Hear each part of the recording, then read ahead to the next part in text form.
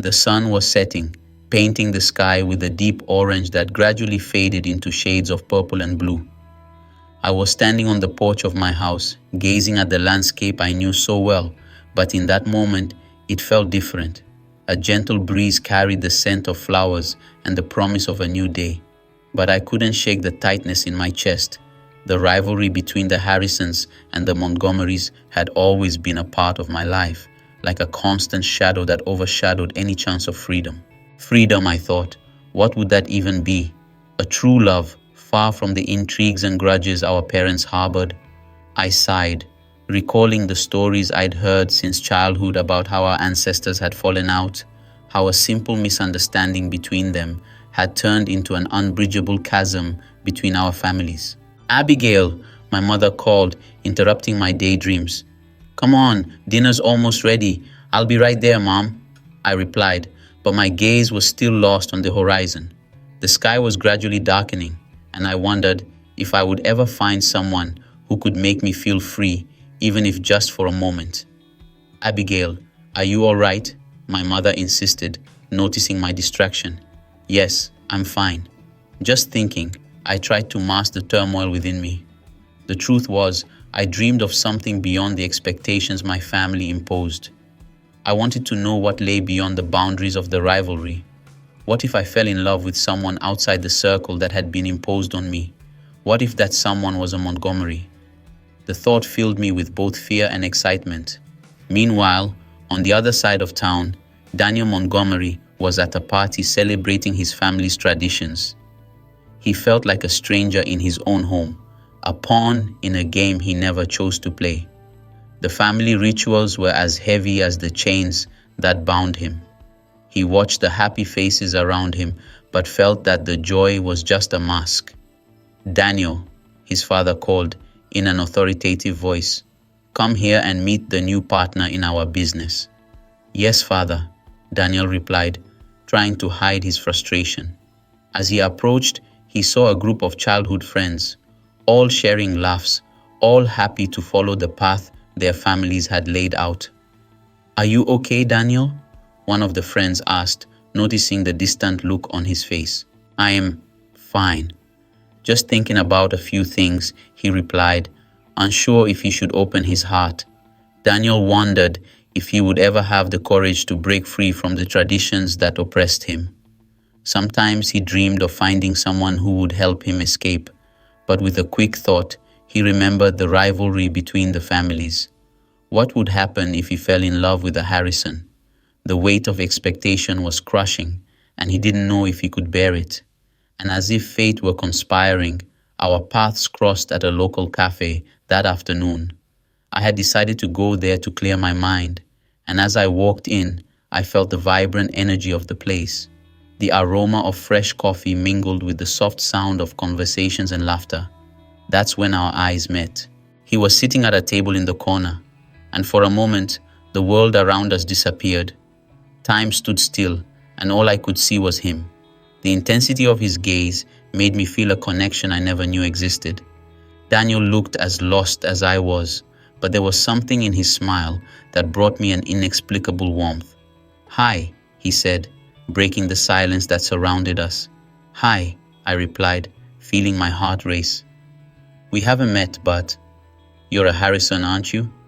he asked with a slight smile that seemed to challenge the rivalry. "And you're a Montgomery," I said, laughing nervously. "It looks like we're in trouble. Or maybe we're just in the right place at the right time," he replied. And I realized there was a spark between us, something that could ignite a fire to burn away all the old rivalries. At that moment, I knew that something profound was about to happen, and even if the world around us was about to crumble, I wanted to explore this connection, even if it was forbidden. The abandoned park had an air of mystery, a refuge where we could escape the pressure and expectations that surrounded us. That day, the sun was beginning to set, painting the sky in shades of orange and pink as I sat on one of the worn wooden benches. The gentle wind rustled the leaves of the trees, creating a tranquil melody that contrasted with the turmoil in our lives. My heart raced as I heard him approaching, and the familiarity of his presence brought an involuntary smile to my face. Hi, Abigail, Daniel said, his voice low and soft, as if he feared someone might hear us. He sat down beside me, his eyes shining in the evening light. You look beautiful. Thank you, I replied, feeling my cheeks warm. And you, as always, a true Montgomery. The air around us felt lighter, free from the tensions between our families, and I remembered how it all began at that cafe. It was surreal to think that amidst all the rivalry, we had found each other. I can't stop thinking about us, Daniel said, breaking the silence. It's like everything I knew no longer matters. I feel the same way, I admitted, looking into his deep eyes. But what if someone catches us? We can't keep this up forever. He sighed, the weight of worry visible on his face. I know, but at the same time, I don't want to stay away from you. There's something so special between us. What if we told our families? I suggested hesitantly. The idea of revealing the truth was tempting, but the fear of what might happen made me anxious. Maybe if we show them that we're together, they could understand. Abigail, he said, taking my hand and holding it firmly. You know that would never work.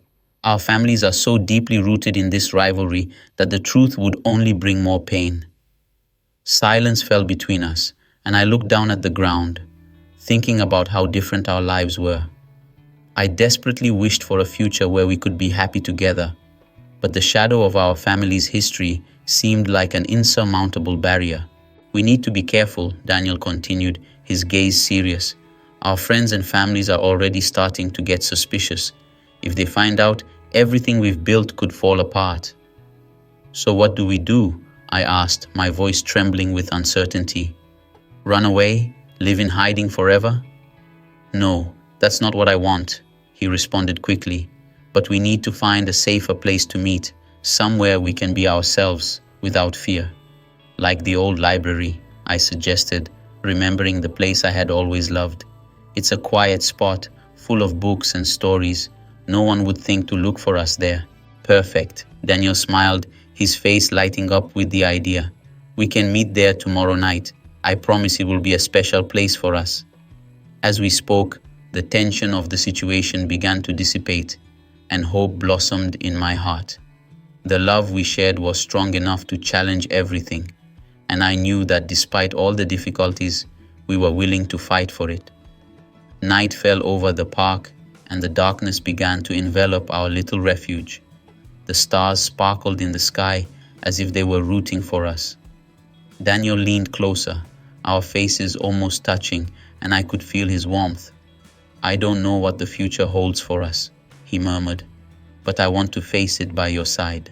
Me too, I replied, my heart overflowing with emotion. As long as we're together, we can overcome anything. And so, under the starry sky and the shadow of the trees, we made a silent promise. We would fight for our love, no matter the consequences. Our souls were intertwined, and nothing could tear us apart. The rain was pouring down heavily over the city, creating a soft sound that echoed through the old library where Daniel and I were meeting. The smell of old books and damp paper filled the air, and the dim light from the hanging lamps gave our secret refuge an intimate atmosphere. I was sitting on one of the worn-out sofas, my nervous fingers playing with the fringe of my blouse as I waited for him. With each passing moment, my anxiety grew, but so did the hope that when I saw him, everything would seem clearer. When the door opened and he stepped in, my heart raced. Daniel was drenched, with his hair plastered to his forehead and a radiant smile despite the storm outside. He approached, and before I could say a word, he wrapped me in his arms. The warmth of his body contrasted with the chill of the environment, and I closed my eyes, feeling the outside world disappear. Are you okay? He asked, pulling back a little to look into my eyes. I am now, I replied, smiling shyly. And you? You shouldn't have come in the rain. There was no way I could stay away from you. He smiled, and the sincerity in his voice made me feel like we were the only ones in the world. We settled on the sofa, and the conversation flowed naturally. I talked about my dreams of traveling, of seeing places beyond our town, of escaping the shadow that our family's rivalry cast over us. Daniel listened intently, his eyes shining with the same intensity as my passion. I want to be more than just what my family expects of me, he confessed, his hands tightening around mine.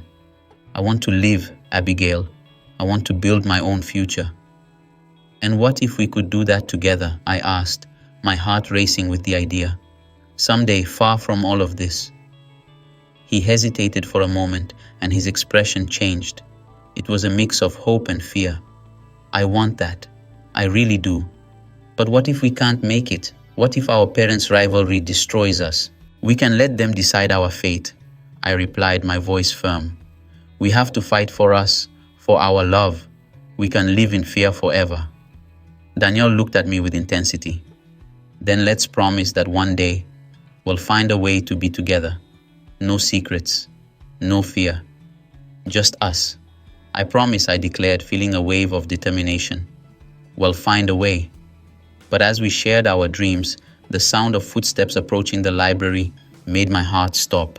It was a familiar noise that I couldn't ignore. Daniel noticed it too. He looked at me, his eyes filled with concern. What is it? I whispered, nervous. Someone might see us, he replied in a low voice. We need to get out of here. Before we could move, the door abruptly swung open, and Daniel's friend Jake appeared, breathless and with a pale face. Daniel, you won't believe this, he said, not noticing the tension between us. I saw you and Abigail together. You need to go home. Your family is looking for you. Panic surged in my chest. I knew this could be disastrous.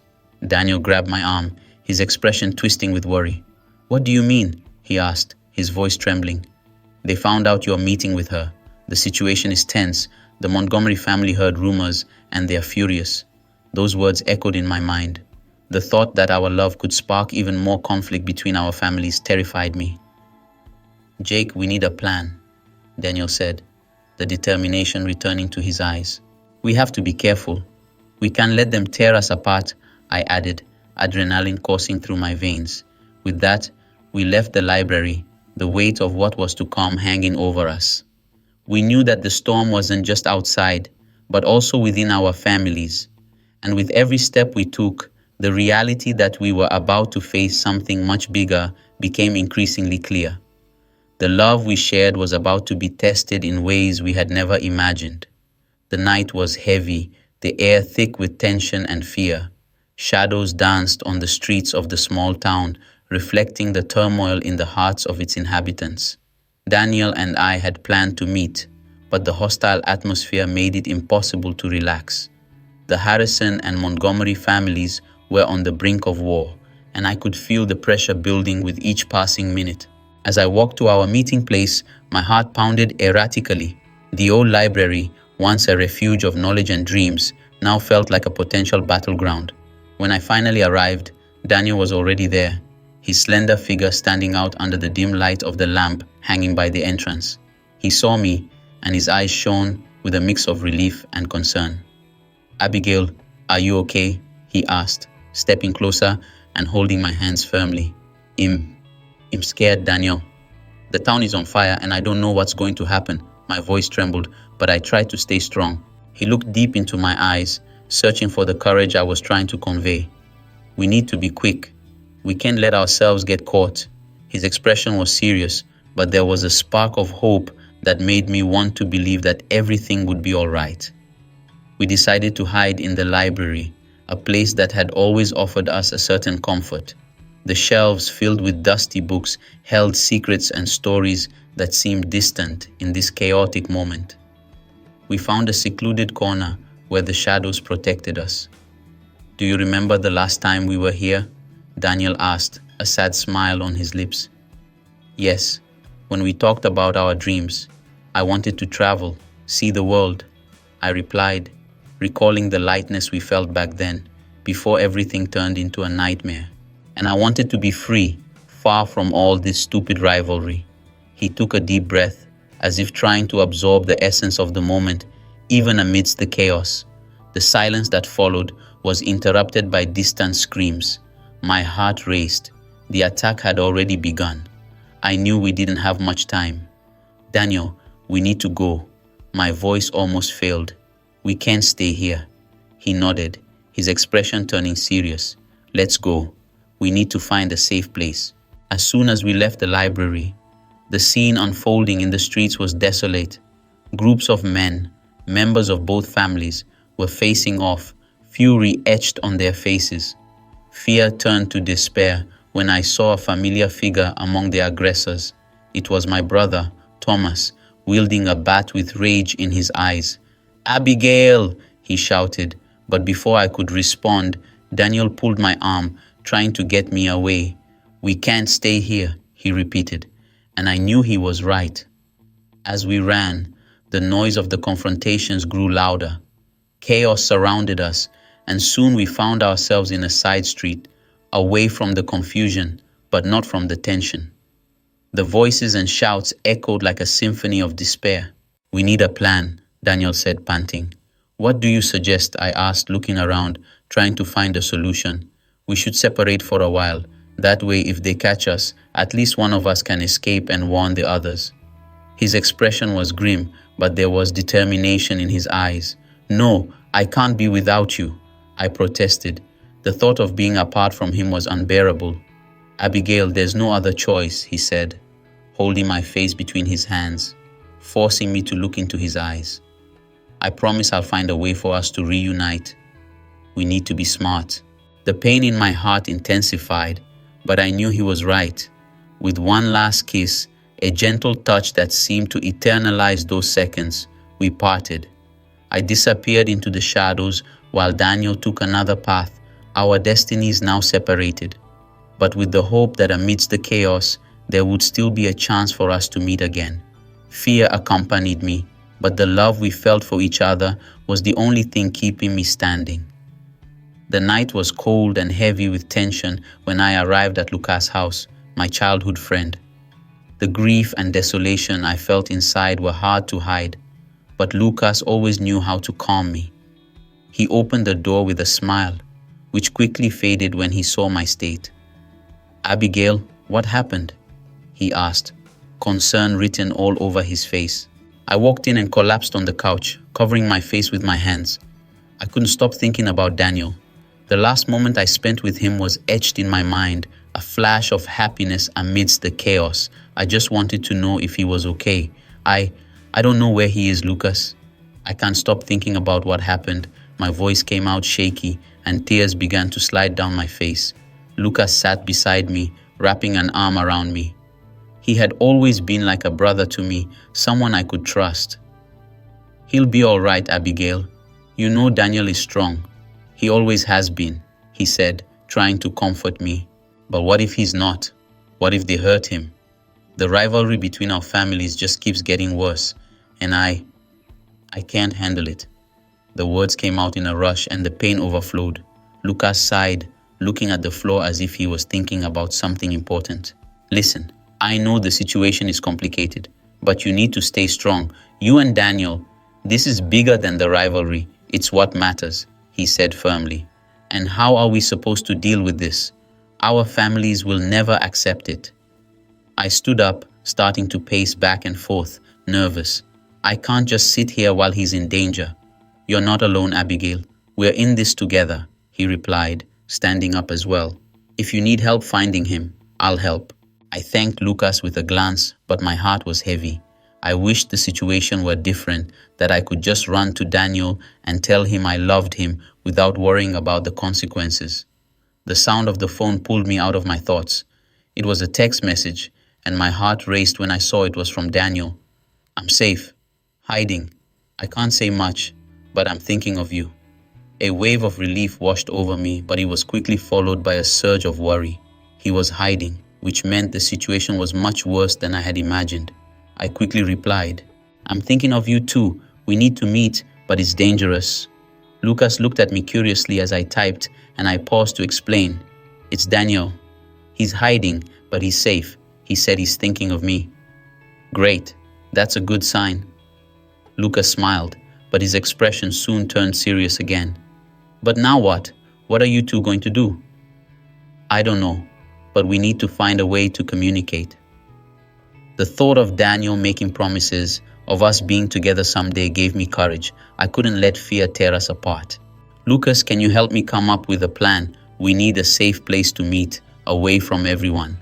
Of course, let's think of somewhere no one would suspect, a place where you can see each other and talk without being interrupted. As we discussed, an idea started to take shape in my mind. The old town library. It was a place that had always held special meaning for me and Daniel. What if we met at the library? It's a quiet place and no one would suspect, I suggested, hope beginning to brighten in my chest. That's a great idea, but you need to be careful.